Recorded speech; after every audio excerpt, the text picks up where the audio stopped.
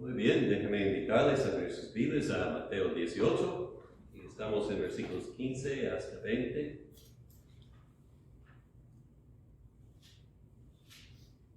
Mateo 18, 15 hasta 20. Por tanto, si tu hermano peca contra ti, ve y repréndele, estando tú y él solos. Si te oyere, has ganado a tu hermano. Mas si no te oyere, toma aún contigo a uno o dos, para que en boca de 2 o 3 testigos conste la palabra. Y si no los oyere a ellos, dilo a la iglesia. Y si no oyere a la iglesia, tenle por gentil y publicano. De cierto os digo, que todo lo que atéis en la tierra será atado en el cielo, y todo lo que desatéis en la tierra será desatado en el cielo. Otra vez os digo, que si 2 de vosotros se pusieren de acuerdo en la tierra acerca de cualquier cosa que pidieren, les será hecho por mi Padre que está en los cielos. Porque donde están 2 o 3 congregados en mi nombre, ahí estoy yo en medio de ellos. Vamos a orar. Padre, estas palabras sabemos son bien importantes. Pedimos fe para creer y obedecerlas. Te pedimos que dirijas a tu siervo y decir lo que es la verdad y que se recuerda lo que es de ti. Y nada más. En el nombre de Cristo Jesús. Amén. Pues domingo pasado vimos que Jesús hablaba de la importancia de cada oveja suyo, a él. Y dio la historia del pastor que dejaba las 99 para buscar la una que andaba descarriada. Y vimos que encontrando una oveja perdida, descarriada, cuesta tiempo y esfuerzo, pero el amor del pastor lo motiva a hacer lo que es necesario. Y si nosotros amamos a Jesús y sus ovejas como Él, vamos a unirnos con Él en buscar a las ovejas descarriadas. El pasaje de hoy, debemos entender, se relaciona con todo lo que precede en este capítulo. Y no debemos olvidar esto cuando interpretemos. Está hablando cómo Jesús está hablando cómo debemos no abandonar ninguna oveja. Y ha hablado cómo debemos buscar a los que han descarriado. Ahora está diciendo que debemos hacer esfuerzos para prevenir que una oveja se descarria. O sea, en lugar de tener que buscarlos, debemos hacer lo que podemos para prevenir que no andan fuera del rebaño. Y los discípulos provocaron una discusión preguntando quién es más grande en el reino de Dios. Y Jesús dice, es la persona que es más como un niño en espíritu, uno que es humilde y obedece y no piensa en sí mismo. Y entonces una persona que tiene un espíritu de niño va a poner otros ante de sí mismo. Va a hacer todo lo que puede para evitar tropiezos y no causar que otro tropiezca. Va a hacer todos sus esfuerzos para ayudar a los que han tropezado. Y entonces hemos visto esto. Ahora estamos viendo que debemos hacer todo lo que podemos para ayudar a los que están tropezando o en peligro de tropezar. En este pasaje, Jesús trata del tema de lo que nosotros normalmente llamamos la disciplina de la iglesia.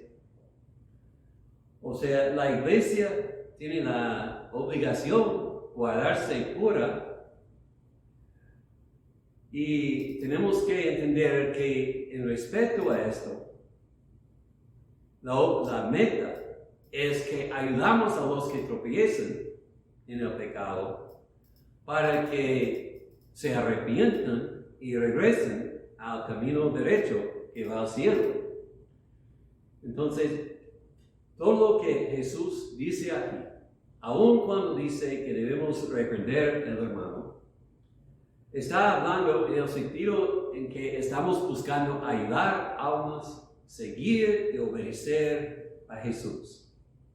Entonces, cuando la iglesia practica la disciplina, se llama, debemos entender, es para ayudar a los pequeñitos que creen en Cristo. No es para castigarlos, no es para atacar a alguien, pero es para ayudar a gente que está en peligro de desviar del camino derecho que sigue al cielo. Ahora, estoy diciendo que trata de la iglesia, la disciplina de la iglesia, y este pasaje es la segunda vez solamente que Jesús menciona la iglesia en Mateo. Entonces, quiero hablar primero un poquito de la iglesia como una institución, y luego hablar de la disciplina, y luego de ciertas promesas que Jesús da a la iglesia aquí. Y necesitamos entender lo que la Biblia dice de la iglesia para entender todo lo que estamos obligados como iglesia a obedecer aquí. La iglesia en la Biblia, casi siempre se habla de una iglesia como una iglesia local y habla de un grupo de hombres y mujeres que Dios ha llamado del mundo para congregarse y unirse en la adoración de Dios en Cristo Jesús. La palabra iglesia se destaca de una palabra griega, eclesia, que quiere decir los llamados, y hablaba de cuando la gente fueron llamados del pueblo para congregarse para cualquier razón, pero en este asunto se usa para nosotros llamados por Dios, para congregarnos, para adorar a Jesucristo. Y puede ser un grupo muy chiquito, como el versículo 20 dice, 2 o 3 son congregados en mi nombre. La clave es que la iglesia no consta en número, es la calidad, la gente que está adorando a Jesús y buscando su rostro. La clave es que la iglesia existe cuando formalmente estamos congregados en el nombre de Jesús para oración y oración. Y en esas ocasiones Jesús está presente en una forma muy especial. Y es evidente desde el principio de la iglesia que hubo un proceso formal, no sé otra manera de ponerlo, pero un proceso para añadir miembros a la iglesia o quitarlos de la iglesia. Y ¿quiénes fueron añadidos? Pues los que habían creído en Jesús, y normalmente fueron añadidos por medio del bautismo. O sea, porque en la escritura habla más de la gente que cree por primera vez. Entonces, cuando comienzan a creer, o mejor dicho, no creen por primera vez, pero cuando comienzan a creer en Jesús, se bautizan. Y el bautismo indica, primero, su fe en Jesucristo, segundo, su promesa de seguirlo, que están muriendo a la antigua manera de vida y comenzando a vivir una nueva manera de vida, es decir, sometida a Cristo. Entonces, el bautismo normalmente es la manera en que una persona se añade a la iglesia. Ahora, cuando una persona mueve de una ciudad a otra y comienza a participar en otra iglesia, no se bautiza otra vez, porque hay un bautismo solamente. Y leímos en el Nuevo Testamento de muchas veces cuando los hermanos viajaban a nuevo lugar, llevaban consigo cartas de recomendación. Entonces, nuestro proceso es cuando un hermano se cambia de aquí a otro lugar y encuentra nueva iglesia, pide una carta de recomendación de nosotros y la enviamos. Pero siempre cuando uno se añade a la membresía de una iglesia, es un proceso oficial, podemos decir, y hay un libro con un rollo, y ustedes que están parte de esta iglesia tienen sus nombres ahí escritos. Y cuando el Señor los quita, o cuando mueven a otro lugar, o piden otra carta, entonces enviamos la carta. El otro asunto es cuando uno tiene que ser removido por la disciplina, porque no está andando como debe andar, y esto es el asunto que vamos a tratar en un momento. Pero debemos aclarar que una iglesia invita a todo el mundo, está bienvenido a venir y adorar con nosotros y buscar el rostro del Señor. Nosotros gustaríamos ver mucho más gente aquí. Pero los que son considerados miembros están más que asistiendo a los cultos, están comprometiéndose con la iglesia y el Señor, obedecer al Señor y someterse a la disciplina, al liderazgo de la iglesia local. O sea, yo he encontrado mucha gente que piensan, si estoy asistiendo a esta iglesia, entonces soy miembro. Pues no es automático. Tienes que pedir membresía y dar pruebas que te has entregado a Jesucristo, que Jesucristo ha cambiado tu corazón y que estás prometiendo servirlo aquí y obedecerlo y entonces someter a las reglas y todo de la iglesia. Y por el otro parte, es un pacto, por el otro parte, la iglesia está prometiendo enseñarte en el camino de Cristo y apoyarte cuando tienes problemas y considerarte como familia. Y somos una familia y debemos tratarnos así. Y cuando es pregunta, como cuando vayas a una nueva ciudad para vivir, ¿cuál iglesia debes buscar? Pues busca una iglesia que predica la verdad, que obedece a la palabra, y ahí puede servir y ser edificada a la misma vez. Pero en todo esto, la idea de la Escritura es que la iglesia consiste de personas que han creído en Cristo Jesús y están obedeciéndolo, siguiéndolo, honrándolo con sus vidas. Son gente salvo, entregado, arrepentido y obediente. Y un grupo de personas así debe formar una comunidad que ama, que cuida el uno al otro y se ayuda el uno al otro a seguir al Señor. Hay un dicho, la iglesia no es un museo para observar a los santos, es un hospital para tratar a los pecadores. Y es verdad, pero tenemos que recordar en este caso que los médicos y los enfermeros son pecadores, o sea, son internados como los demás.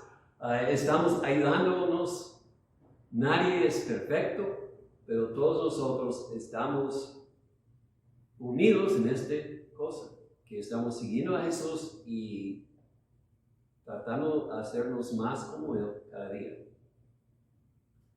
Entonces, esta idea de que la iglesia es una comunidad de creyentes consagrados a Cristo, es tras de todo lo que Jesús dice aquí. Debemos entender que un creyente verdadero no va a querer pecar. Va a avergonzarse cuando se descubre un pecado obvio en su vida. Cuando da cuenta que está pecando, va a arrepentirse. Entonces, la otra cosa es que si alguien está caminando en el pecado, rehúse volver de lo que es pecado obvio. Esta persona está rechazando el liderazgo de Jesús y también la autoridad de la iglesia. Esta persona está caminando como un incrédulo y entonces la iglesia tiene que tratarlo como un incrédulo y no como un miembro. Esta es la idea de este pasaje. Entonces vamos a hablar de los pasos de la iglesia y de los miembros, lo que debemos hacer para evitar la situación en que una persona sea tan terco y tiene que ser quitado de la membresía de la iglesia y regañado por la iglesia. Bueno, primero quiero decir que nosotros no estamos tránsitos buscando infracciones de cada persona. O sea, el pecado de que Jesús habla aquí es pecado obvio, no es de cuestiones disputables, es pecado que obviamente viola la palabra del Señor. Podemos pensar en asesino, en robar, idolatría, adulterio, cosas así. Puedo añadir a esto, enseñar doctrina falsa, o también no congregar con la gente, porque la iglesia somos congregados y tenemos el mandamiento en Hebreos que no debemos abandonar el congregarse. Esas son cosas obvias que la iglesia tiene que tratar. Un ejemplo en 1 Corintios, un hombre estaba viviendo con la mujer de su papá. Un hermano de la iglesia estaba viviendo con una mujer de su papá. Y entonces Pablo los regañaba por aceptar a este hombre. Decía que tenían que regañarlo. Y otro, en Gálatas, por ejemplo, Pablo dice, si alguien predica otra doctrina de lo que yo te he predicado, es decir, la salvación por Cristo y nada más, dice que sea anátema. Una persona así tiene que ser quitado de la membresía de la iglesia. Más de esto, podemos pensar en pecados que hacen daño a la unidad de la iglesia. ¿Qué leímos en Tito 3 esta mañana? Si una persona causa divisiones, regáñalo una vez, y si no se arrepienta, entonces no acepta. Entonces, pecados que hacen daño al testimonio de la iglesia, pecados que son públicos, estos son los que la iglesia que tiene que tratar. Ahora, pero Cristo dice, no dice comienza con la iglesia, dice comienza con el individuo. Y la razón es que queremos interrumpir y tratar el asunto antes de que sea grande. Ahorita en nuestro país, oficialmente nadie está tratando el COVID hasta que tienen que internar y poner a la gente con oxígeno y cosas así. Y para mí es locura cuando hay tratamientos que uno puede hacer para que la persona no se ponga tan grave, debemos usarlos y no estamos. Pero en la iglesia también Cristo está diciendo, hagan estas cosas primero para que cuando un hermano comienza a pecar, no cae más y más y más en el pecado. Y entonces debemos comenzar, uno diciendo, me preocupo por ti, veo que no estás asistiendo a los cultos, veo que estás metiéndote en lugares de tentación, veo que estás lleno de amargura y de enojo contra alguien en la iglesia, cosas así. Debemos hablarnos uno a otro antes de que el problema llegue a ser una cosa grande. Entonces, el primer paso que Jesús nos da: tú, si tu hermano peca contra ti, ve y repréndele estando tú y él solos. Hay un problema, necesitamos resolverlo. Entonces, si tú ves a tu hermano, es tu obligación hablarlo. Si tu hermano te ofende, tú necesitas hablarlo a él primero. Y no es la obligación del pastor, no es la obligación de otra persona. Tú. El primer paso se hace en privado. Nadie sabe, con excepción de tú y tu hermano. Y no el pastor, no el mundo. Y el problema es esto: nosotros muchas veces, nuestras tentaciones, si alguien me ofende en la iglesia, comienzo a hablar a otros hermanos, comienzo a hablar al mundo porque estoy ofendido. Entonces yo estoy pecando cuando hago estas cosas, porque Jesucristo me ha dicho, mi obligación, mi responsabilidad es hablar primero para resolver el asunto con el hermano. Y si comienzo a hablar con otros, o si solamente me callo y no hago caso, como he oído muchos matrimonios así lo hacen, no voy a hablar con mi pareja, porque eso también es pecado, porque no estamos haciendo lo que Jesús quiere. Y el diablo ha ganado, porque causa división. El pecado divide, esto es la mente del diablo, es dividirnos y interrumpir el compañerismo que tenemos. Entonces necesitamos dirigir y buscar resolver el asunto antes de que nos divide. Entonces es mi obligación, si mi hermano me ofende, o si veo a mi hermano cayendo en cualquier pecado, ir y hablarlo y decirlo: estoy preocupado, vamos a resolver el asunto. Y quiero decirles, muchas veces las cosas que dividen a la iglesia comienzan con malentendimientos. Y si un hermano obedecería al Señor y hablaría con la persona que le ofendió, antes de que sea un pleito grande, podría resolver el asunto. Podrían ponerse en acuerdo y entender que fue un error en entendimiento. O la persona quizás no entiende que lo que está haciendo hace daño a ti o te ofende, y entonces se arrepiente y deja de hacerlo. Entonces debemos primero hablar a otra persona que nos ofende o que vemos cayendo en el pecado, para buscar evitar problemas entre nosotros y para buscar evitar que el hermano caiga en una tentación grande que hace daño a él y a la iglesia. Si el hermano no responde, entonces el segundo paso es llevar 2 o 3 testigos. ¿Por qué?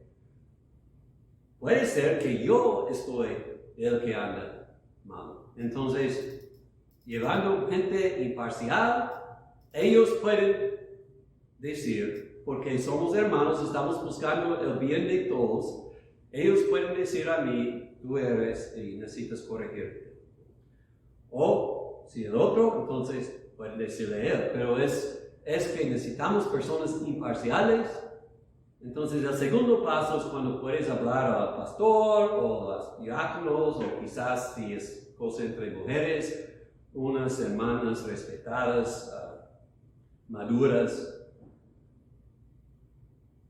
Entonces todavía es un asunto privado. No queremos causar escándalo, no queremos hacer cosas públicas, hasta que una persona se rehúsa a aceptar el juicio de estas personas. Entonces es tiempo para llevarlo a la iglesia entera y públicamente dejar que la iglesia, no la persona, ni Pedro, ni otra persona, pero la iglesia resuelve el asunto y decide. Y si una persona rehúsa escuchar a la iglesia, entonces la iglesia tiene que decir, si no vas a someterse a nosotros, pues entonces no podemos considerarte miembro de la iglesia nomás. Y es muy triste cuando esto pasa. Y no debe pasar mucho, especialmente si nosotros pasamos o seguimos los pasos que Jesucristo nos ha dado aquí. Entonces tenemos 3 pasos. Primero, hablar solo. Segundo, con testigos, 2 o 3. Y solamente después de este paso debe hacer público el asunto. Y Cristo dice, o un ejemplo de esto, 2 Corintios, habla de un hermano que pecó y luego se arrepintió cuando la iglesia lo regañó. Entonces, es como la disciplina debe funcionar. Él escuchó, entonces Pablo dice, entonces ámalo, asegúralo que todo está bien y siga ayudándolo. Entonces solamente es cuando una persona rehúsa escuchar a la iglesia que tenemos que tomar el último paso. Y debo enfatizar con mucho énfasis que esto es para la iglesia. 1 Corintios 5:12, no juzgamos los fuera de la iglesia.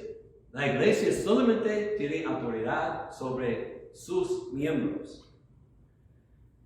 Y por eso Jesús dice, pero en esto Jesús dice, esto de lo que dejéis en la tierra, etc. Y la iglesia cuando quita la membresía y desata, cuando restaura a la persona, a la membresía, y afirma. La iglesia en esto solamente está afirmando que por lo que la iglesia puede ver, la persona está creyendo y obedeciendo y siguiendo a Jesús o está rechazando, si no a Jesús, por lo menos la autoridad y la doctrina de esta iglesia. Y entonces tienen que ir sus caminos separados. Y quiero enfatizar que en esto no estamos juzgando en la forma en que Jesús dice, no juzgas. No estamos diciendo, sabemos el destino último de esta persona. Esto es de Dios, no de nosotros. Lo que estamos haciendo es declarando que la persona no está andando en lo que es considerado el camino cristiano, está rechazando, o si no, el camino cristiano, por lo menos la autoridad de la iglesia y la doctrina de la iglesia. Y entonces, cuando 2 o 3 no son de acuerdo, ¿cómo pueden caminar juntos? Ahora, las promesas que Cristo nos da aquí son para ayudarnos, especialmente en este caso de la disciplina. Cuando dice que podemos contar en que Él va a contestar nuestras oraciones, especialmente con la disciplina y estas cosas cuando hay pecado, porque siempre necesitamos ser muy cuidadosos en tratar el pecado para que no nos metemos en pecado más grande. Y por eso debemos estar mucho en oración en cada paso. Si tú tienes que hablar con tu hermano, antes de hablarlo, ora mucho. Si tienes que llevar 2 o 3, que ustedes oren mucho antes de hablar. Si la iglesia va a tratar el asunto, la iglesia debe estar orando. 2 o 3 congregados, debemos recordar que como Jesús busca La oveja perdida también está velando sobre sus rebaños chiquitos, aún sean de 2 o 3. ¿Importan a él como importa la única oveja perdida? Él está presente si somos 2 o 3. Nos asegura entonces que podemos cumplir nuestros deberes y como Él está presente con nosotros si seguimos andando en la fe, confiando en Él para dirigir. Y necesitamos caminar en la fe. Otra cosa meditar en ese 2 o 3. Nosotros pensamos, pues números importan, debemos tener mucha gente. Y yo he visto a iglesias que añaden todo a su membresía, no más porque quieren más gente. Para Jesús, para el Señor, la calidad es más importante que la cantidad. O sea, la pureza y la dedicación valen más al Señor que el número de personas en la iglesia. Donde 2 o 3 son congregados, ahí está Él. Entonces, no debemos pensar, necesitamos más gente para que el Señor mueva. El Señor puede mover en un corazón. 2 o 3, Él promete estar aquí con nosotros. No necesitamos números, necesitamos fidelidad a la iglesia. Y la verdad es que si añadimos personas no consagradas al Señor a la iglesia, estamos haciendo la iglesia más débil, aunque tengamos más miembros. No estamos haciéndonos más fieles. El Señor mira al corazón. Pensaba yo en Jericó, como estaba con un ejército grande, el Señor se dijo, quita estos. Y comenzó con los que no fueron consagrados porque eran demasiados para que el Señor se manifieste. Confiemos en el Señor, no en nosotros. Entonces, Jesús está diciendo que debemos trabajar para evitar que sus ovejas anden desviados. Debemos también velar que no metimos en la iglesia lobos en ropa de oveja. No es fácil. Lo que Jesús nos dice de la disciplina aquí es lo que debemos hacer para guardar la pureza de la iglesia y el celo de los hermanos.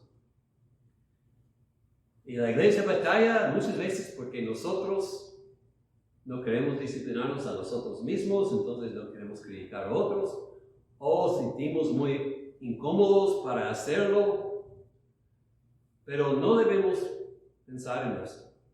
Tampoco, a la vez, debemos recordar que somos pecadores y necesitamos quitar la viga de nuestro ojo antes de quitar la paja del otro lo dije a la vez, pero ustedes recuerdan.